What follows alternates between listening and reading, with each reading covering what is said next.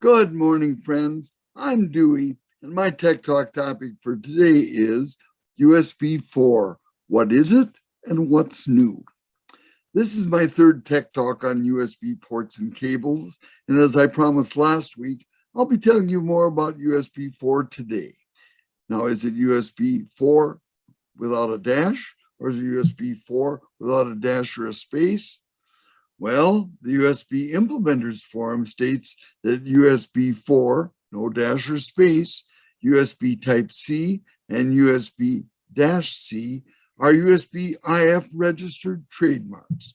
The USB Implementers Forum makes it clear that any discussion of USB 4 needs to include Thunderbolt 3 and Thunderbolt 4. Thunderbolt is a trademark belonging to the Intel Corporation. I'll talk with you a little bit more about that later.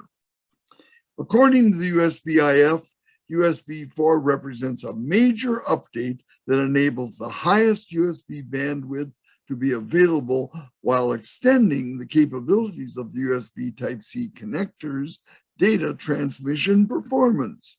USB 4 builds on the existing USB 3.2 architecture, that was as sophisticated as it got, at that level, and defines a method of sharing a single high-speed link with multiple devices when transmitting data. USB 4 is able to transmit data at 20 gigabits per lane using existing USB Type-C cables or 40 gigabits per second if both lanes are used to perform a two-lane operation. However, 40 gigabytes USB IF certified cables are necessary in that situation. Key USB 4 characteristics also include multiple data and display protocols for efficient sharing of bandwidth and backward compatibility with USB 3.2 and USB 2.0 and Thunderbolt 3. Thus far, I've only spoken on data transfer and display protocols in USB 4. So what about USB power delivery?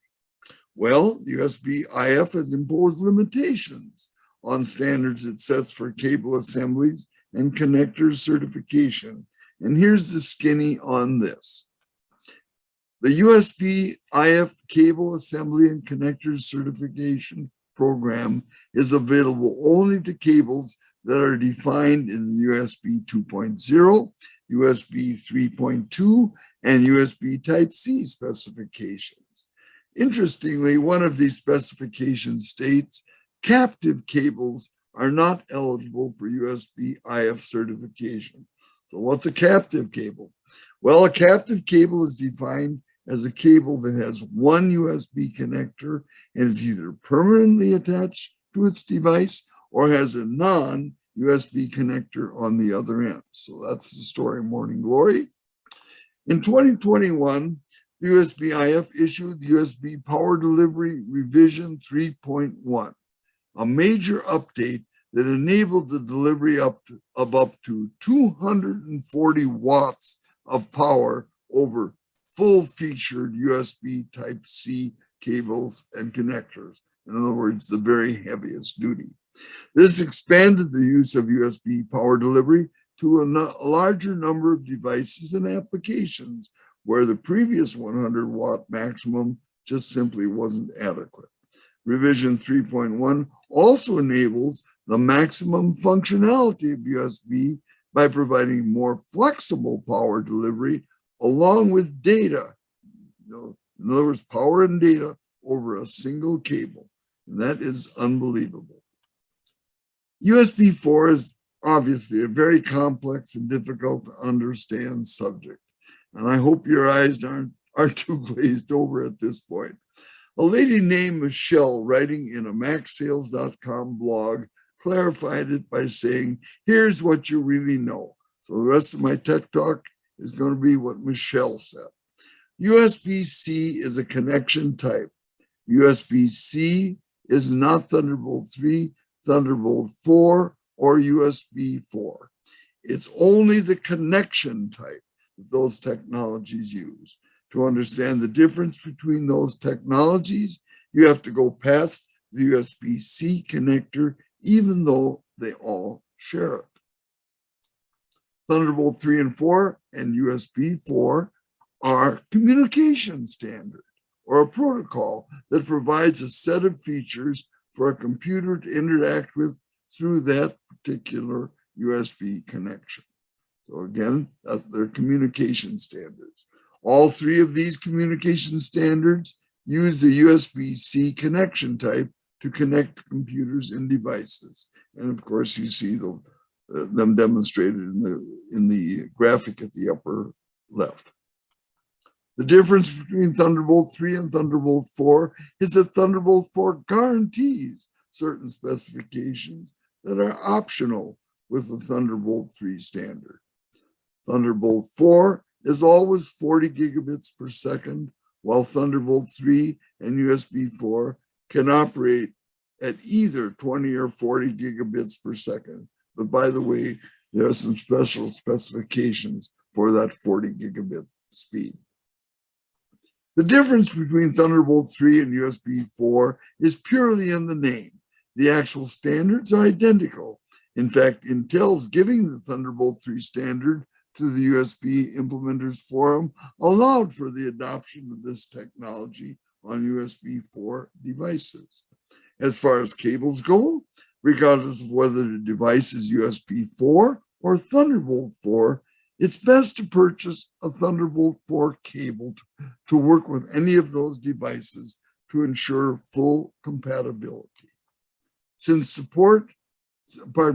Thunderbolt 4 includes support for USB ports and DisplayPort, if you see the Thunderbolt logo, which is a small lightning bolt and the number 4 on the cable, you know that this connection can do it all. And if you look to the right carefully, you can see that Thunderbolt and that number 4. So what is DisplayPort? Michelle ended her blog without explaining, and this is a good place for me to end as well. Joanne and I are busy preparing to leave Mesa, Arizona on Thursday for our home in Minnesota. Going through Denver, by the way. Consequently, if I'm not able to finish this topic next Monday, I will do so in a couple of weeks.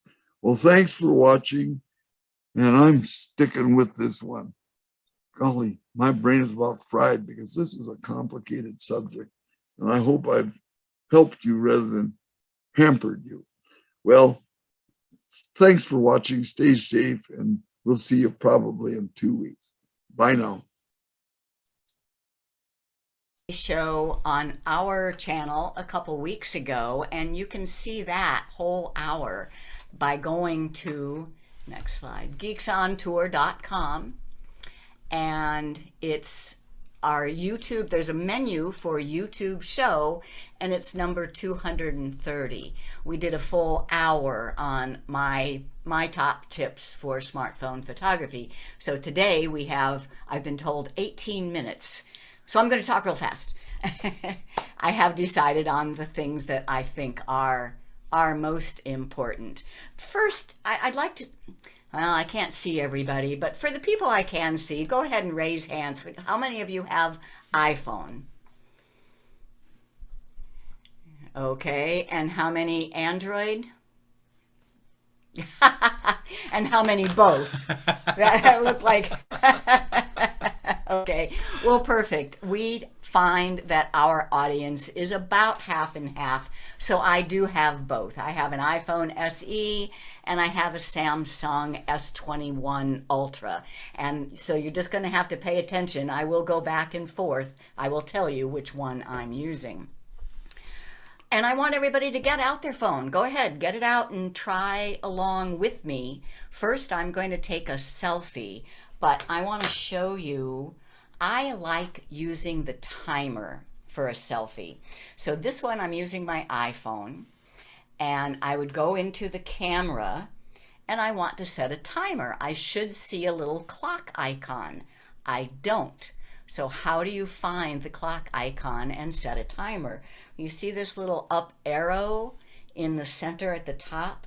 Tap that, and it reveals another row of tools. One of those tools is the timer. and I'm going to set it for 3 seconds. All right. Now I'm going to go into selfie mode, and I have the timer set for 3 seconds. So what that means is I can tap the shutter button right now, and then I have 3 seconds to get it positioned. I need to clean the lens. And that's the main point of this. So I clean the lens, and now I'm going to take another selfie.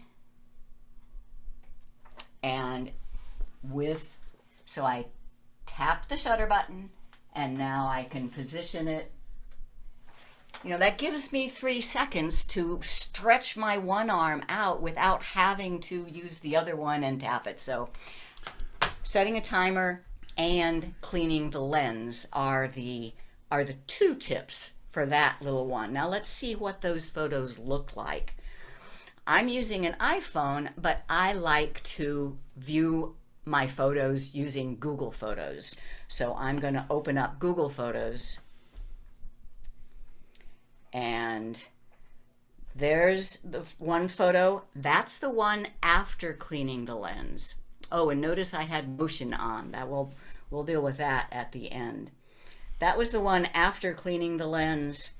There's the one before cleaning the lens.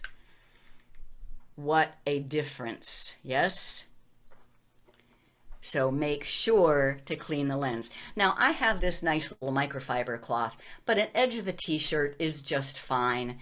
Or at the very least, every time before you take a picture, take a look and see if the lens has a greasy fingerprint on it. Back to slides. Next slide is what lens? Well, if you're taking a regular photo, it's of the rear lens. You know, if I'm taking a regular photo, it's this lens that needs to be cleaned.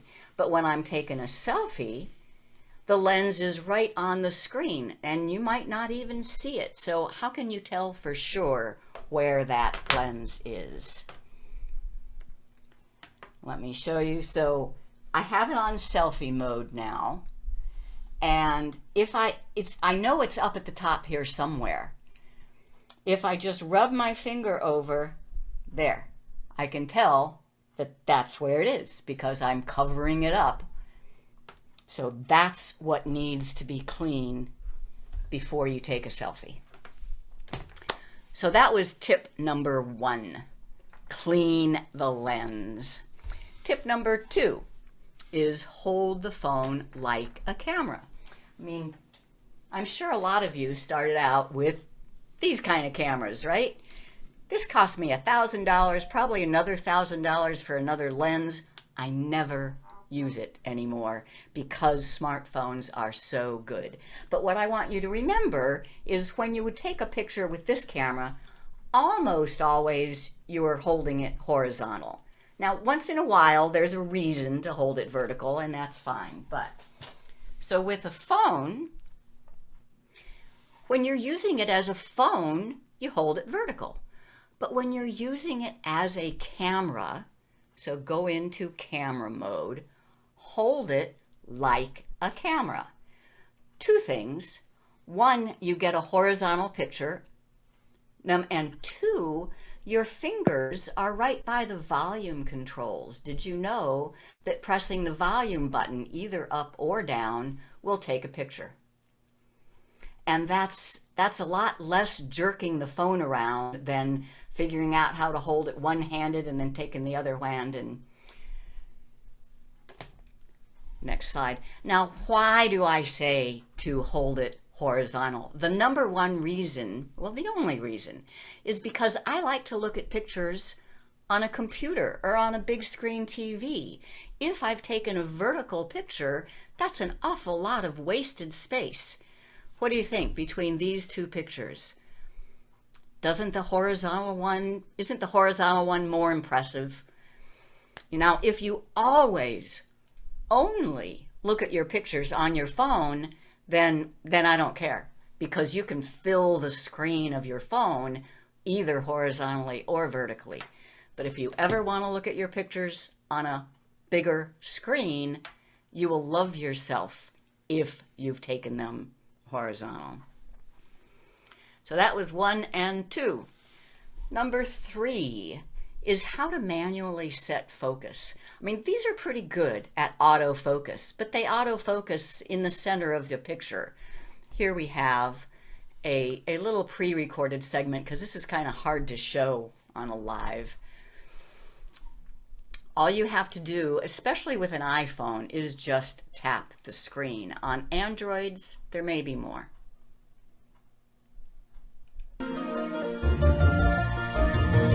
Hi, this is Chris Guld with Geeks on Tour, and this smartphone lesson is about using the camera and setting your focus manually by tapping the screen. I will demonstrate setting focus on both Apple and Android using my iPhone 6 Plus and my Samsung Galaxy S5. Your phone might be different. My Apple iPhone 6 in my hands, and I have an Apple Near. If you tap it, that gets in focus and properly exposed. Or if I tap Jim in the background, that's what gets in focus and properly exposed. If you want to adjust the exposure even further, you can drag that little sun that appears. Dragging it up brightens the exposure, dragging it down turns it down.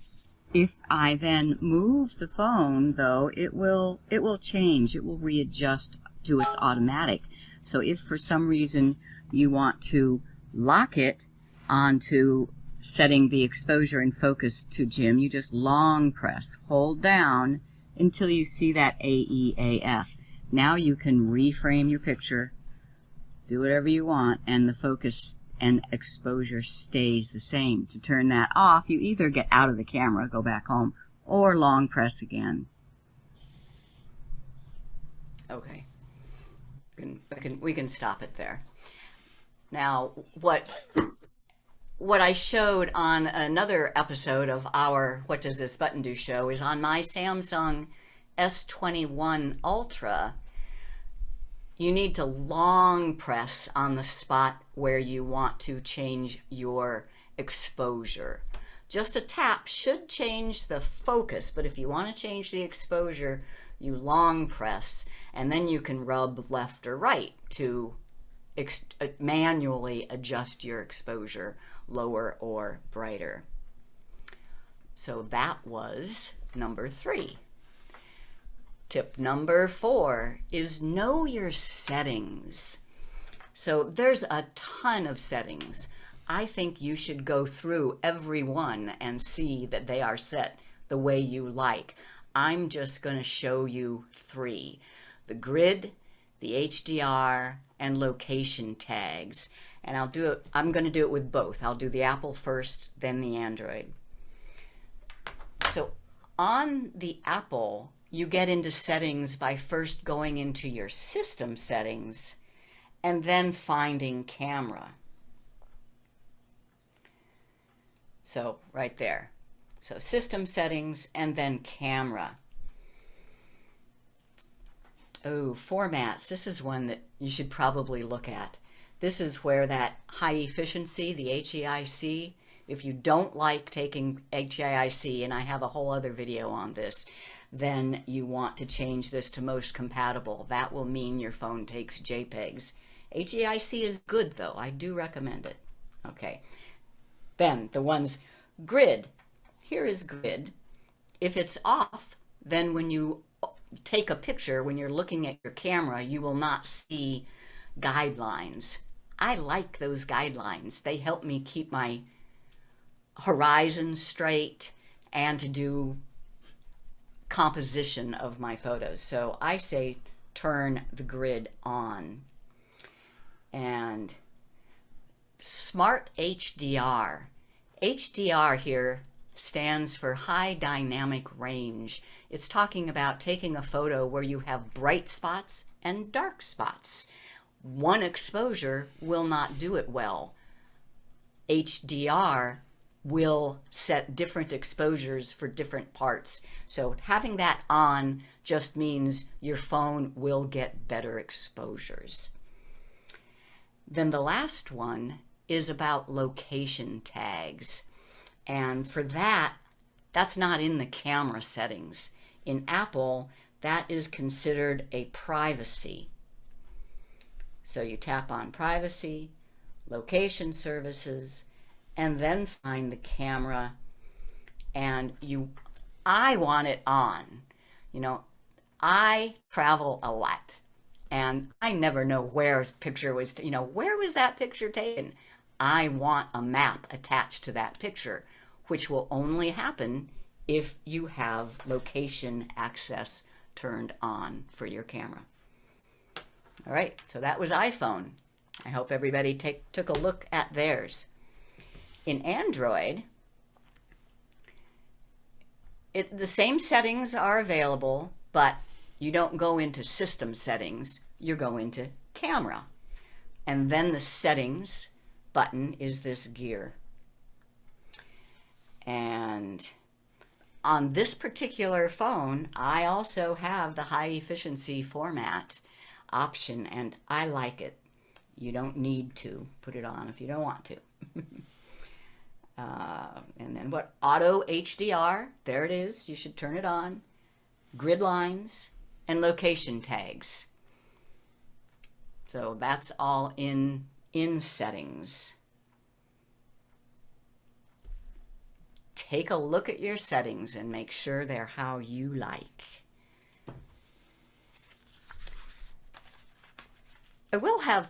We'll answer questions in the Q&A after the show, but if you have something that's burning that you just didn't understand something I said, go ahead and put it in chat and we'll see if there's, yeah.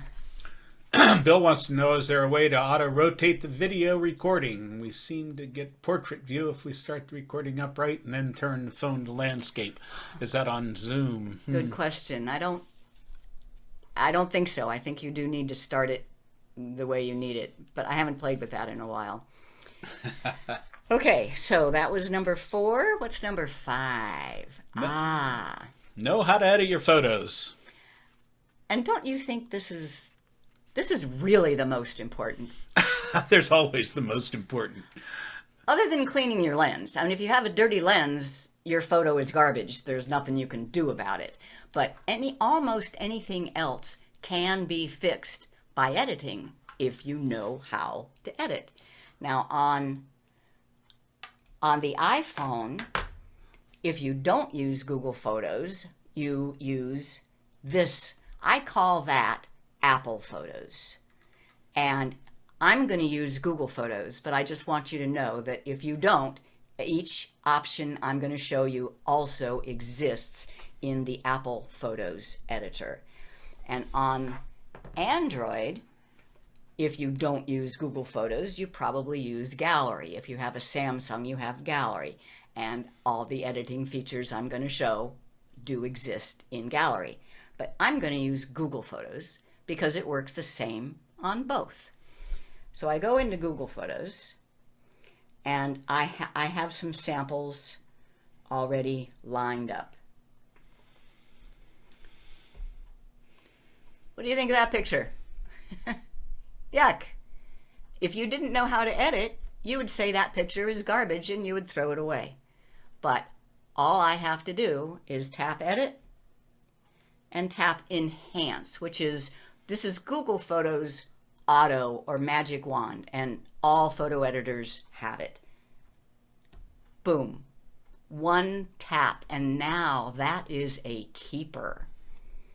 All right, but I'm gonna. And now, what's wrong with this picture? All the water's going to run off into the screen. It's crooked. Please don't ever post a crooked picture. It's so easy to fix. Edit. And on all photo editors, most all photo editors, it's part of the crop. It's crop and rotate. And with this one, I just put my finger on the 0 point and go one way or the other. I get a grid and I can line up my horizon with the grid. Now it's a straight picture. I save it. And now I'm allowed to post that. Not if it's crooked. You're not going to play this. Oh, I was going to. What time? What time are we at? Oh no, I'm late, aren't I? Yeah. Chris, we'll give you another 5 minutes if you want. So if you want to play. Okay. Yeah, no. Don't worry, we can go over. No video. Okay. This one, it's crooked and it's kind of muddy. So I edit. I do a crop and rotate to get this mountain straight. I crop to get closer into the mountain, and that's a better picture. This one, these are my two best girlfriends, and I can't see their faces at all. Edit. I'll try just the enhance, but that doesn't lighten it up anywhere near. I want to get rid of the shadows, but I don't want to brighten the Moral Rock in the background. So I need to find, under adjustment, find shadows. And both the Apple and the gallery have it too. I find shadows, and now I just slide the slider. So see how that's getting rid of the shadow without washing out the sky. Okay. And last is Snapseed. Now Snapseed is another app, but it's free. It's from Google, and it just does some really cool stuff. It does what I call beautify. So here's a picture of Jim and me in Brisbane, Australia. This is a nice picture. There's nothing wrong with it, but I want to beautify it. I can get to Snapseed from Google Photos with this more. Snapseed is a separate app. You have to install it. Snapseed and tools. There's lots of tools, but the one I call Beautify is underneath Tune Image, and it's called Ambiance. Now I just rub my finger left and right to increase or decrease. Do you see what that did? That has a wow factor, I think, whereas the original was dull. So that's Snapseed. Okay, and back to the slides. So that's knowing how to edit. And we did a whole show on Snapseed too. Now this is, we don't have time to show you this, but if your phone takes live or motion photos, and both my iPhone and my Samsung do, use them, because then you'll have 3 seconds of motion. I take a picture of 3 people. One of them has their eyes closed. But if I took a motion photo, I can find the frame in that 3-second motion where everybody has their eyes open. Motion photos, I think, are really, really valuable. And we did a whole show on them, episode 223. It also takes, the motion is actually recorded before you snap the shutter. Anybody ever tried taking pictures of lightning? By the time you snap the shutter, the lightning's gone, right? If you're using motion photo, it captured it because it captures the seconds before you snap the shutter. Pretty amazing. So, did you learn something? Clean the lens. Number 1, clean the lens. Hold the phone like a camera. Manually set your focus. Review your camera settings. Know how to edit. And use live motion photos. And if you want to learn more, go to geeksontour.com, YouTube show. And what was the... And number 230, episode 230. All right. Is that it? Please like this video and subscribe to our channel. Many times I go to help a neighbor, a friend, or a member of my user group with a new computer, a new printer, or they are just needing some help. One of the first things I have to do is sign on to their Wi-Fi with my computer, with my phone, or in the case of new equipment, with their hardware. One of the first questions I ask is, what is your Wi-Fi password? And I get a blank stare. And I look at the face of the person and I see panic. Then they start shuffling through papers or through a notebook or through card, and they find either no password or they find a whole bunch of them, and they don't know which one is the actual one. So let's look at some ways in which you might be able to get the password for them and alleviate that panic. The first place to look is on the router itself. That might require you getting on your hands and knees underneath the desk or somewhere in the room in a dust-filled area and find the router. And then either on the top or the side or the bottom, there may be a label with the password. If you're lucky, that password wasn't changed and you have determined what the password is. To view the password of a currently connected network in Windows 11, or in Windows 10, as a matter of fact, you can do it the same way. What we're going to do is we're going to open up our settings. There are several ways in which you can get to your settings. You can do it from your toolbar. You can do it from your start button. And then go to settings. And then what you want to do is you want to go to network and internet.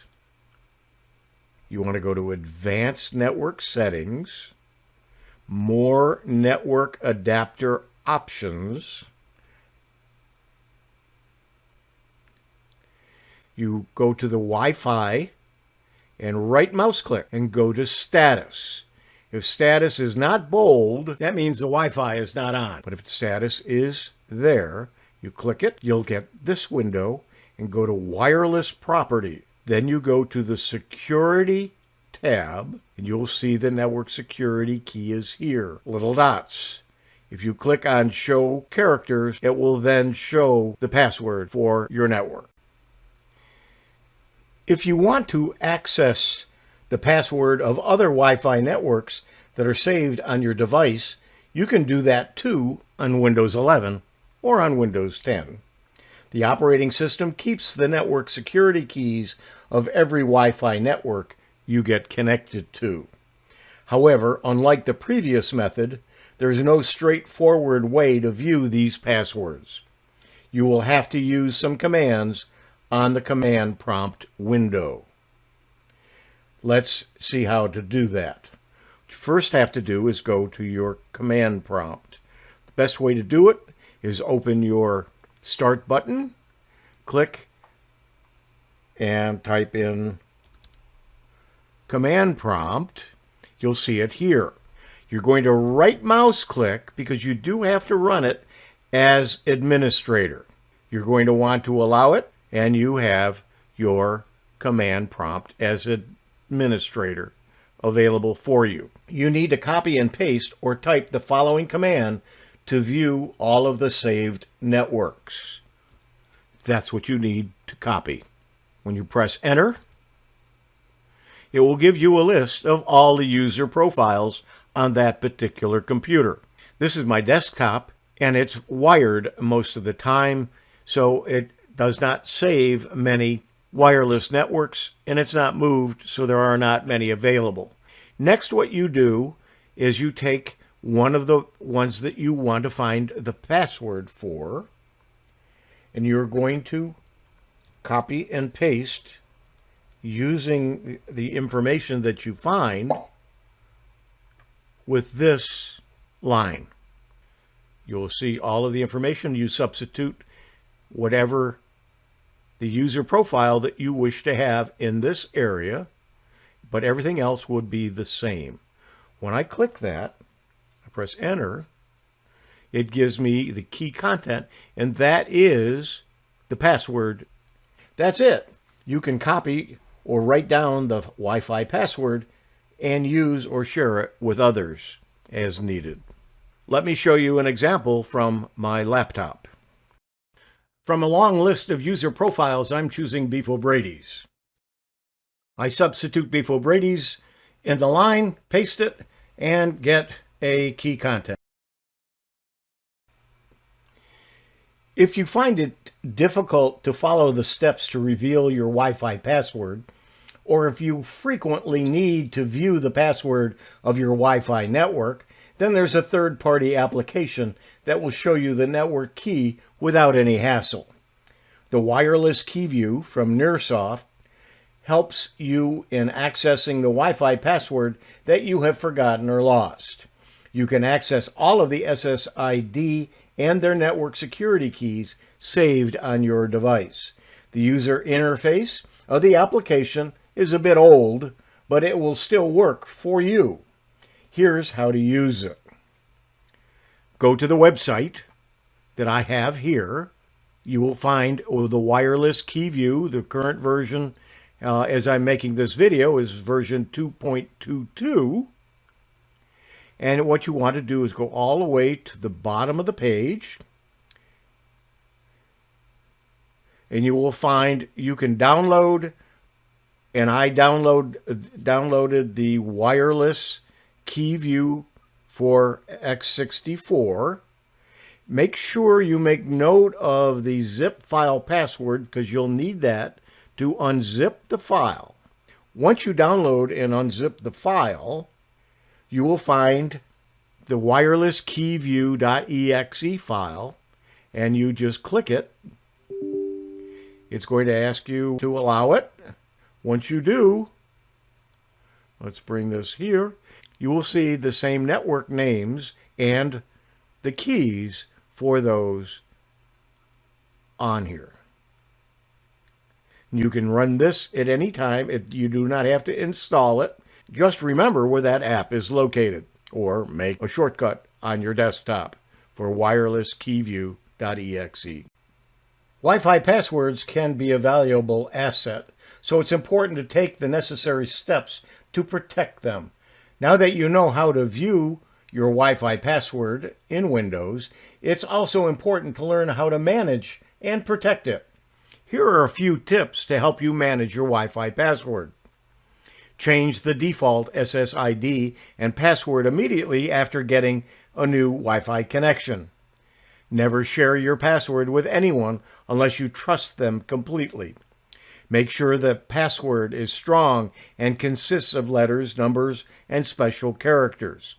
Update your passwords regularly to reduce the chance of unauthorized access. Always check how many devices are connected to your Wi-Fi network to know who is on your Wi-Fi. For that, you need to check the dashboard of your router. Now, those tips are good ones. Most of us don't adhere to them. I've shown you how to view Wi-Fi passwords in Windows in 4 ways. The first method is to check your router for a label which contains the Wi-Fi password. In the second method, I showed you how to view the password of currently connected networks using advanced Wi-Fi settings. With this method, there is no need for any command line or administrator rights. You can just open Windows settings, follow a few instructions, and get your network security key. In the third method, I showed you how to view passwords of all Wi-Fi networks that are saved on your system. This method uses the command prompt window and some commands. It's also straightforward to follow. The fourth method is to run a third-party application. How to see your Wi-Fi password in Windows. I'm Hewie Poplock.